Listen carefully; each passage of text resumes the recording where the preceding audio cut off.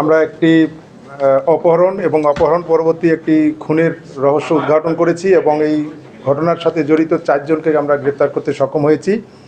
ঘটনাটি মুন্সিগঞ্জ জেলার সিরাজদি খান থানার জৈনসার ইউনিয়নের চাইনপাড়া গ্রামের জনৈক একজন আওলাদ হোসেন গত মে মাসের 9 তারিখে উনি অপহরণ হন। অপহরণ মানে ওনাকে খুঁজে পাওয়া যাচ্ছিল না এবং এই ঘটনায় তার ভাই পরের দিনে বাদী হয়ে একটা জিডি করেন এবং পরবর্তীতে এই জিডির সূত্র ধরে আমরা তাকে খোঁজাখুঁজি শুরু করি এবং পরবর্তীতে তার ভাই আওলাদ হোসেনের ছোটো ভাই বেলায়েত হোসেন বাদী হয়ে 23শে মে একটি অপহরণ মামলা করে স্ত্রী রানী বেগম এবং তার স্ত্রীর বোন জামাই মানিককে আসামি করে এবং আরও অজ্ঞাতনামা 2-3 জন আসামি করে একটি অপহরণ মামলা দায়ের করে। আমরা মামলা দায়ের করার সাথে সাথে আমরা আসামি মানিক হোসেনকে আমরা গ্রেপ্তার করি। গ্রেপ্তারের পরিপ্রেক্ষিতে আমাদের তদন্ত চলতে থাকে। এরই ধারাবাহিকতায় গতকালকে অর্থাৎ 30শে জুন বিকালবেলায় আমরা একজন এই ঘটনার সাথে সংশ্লিষ্ট একজনের সংশ্লিষ্টতা আমরা খুঁজে পাই এবং তাকে সাভারের একটা ডেইরি ফার্ম থেকে গ্রেপ্তার করি। এই লোকের নাম হলো সাইফুল ইসলাম। এই সাইফুল ইসলাম মূলত একটি ডেইরি ফার্মে কাজ করে, সে পূর্বেও আরেকজন।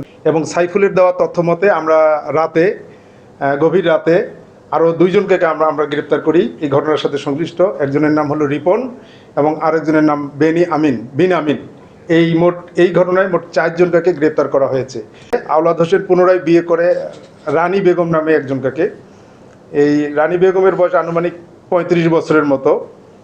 রানী বেগমের কোনো বাচ্চা হয়নি, বিয়ের পরে 7-8 বছর হয়ে গেছে, বাচ্চা হয়নি। এটা নিয়েই তাদের স্বামী স্ত্রীর মধ্যে একটা ঝামেলা চলতেছিল এবং আওলাদ হোসেন মাঝে মাঝেই আরেকটি বিয়ে করার জন্য সে চেষ্টা করতেছিলেন।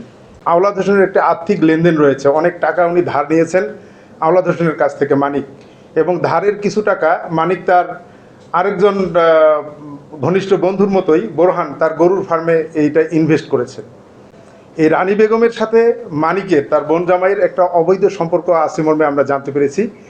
এইটা একটা বিষয়। আরেকটি বিষয় হলো মানিক এবং আওলাদের যেহেতু একটা আর্থিক লেনদেন রয়েছে, এই রানী বেগম এবং মানিক এবং সাথে তার গরুর ফার্ম ব্যবসায়ী হলো বোরহান, এই 3 জন মিলে পরিকল্পনা করেছে যে আওলাদকে তারা সরিয়ে দেবে। আর যেহেতু আওলাদ রানী বেগমকে বাদ দিয়ে আরেকটা বিয়ে করার জন্য চেষ্টা করতেছে, রানী বেগমে এটাকে ইন্ধন দিয়েছে মানিককে। মানিক এবং রানী বেগম আওলাদকে সরিয়ে দেওয়ার জন্য মানিক, রানী বেগম এবং বোরহান 3 জন মিলে আওলাদকে মারার পরিকল্পনা করে।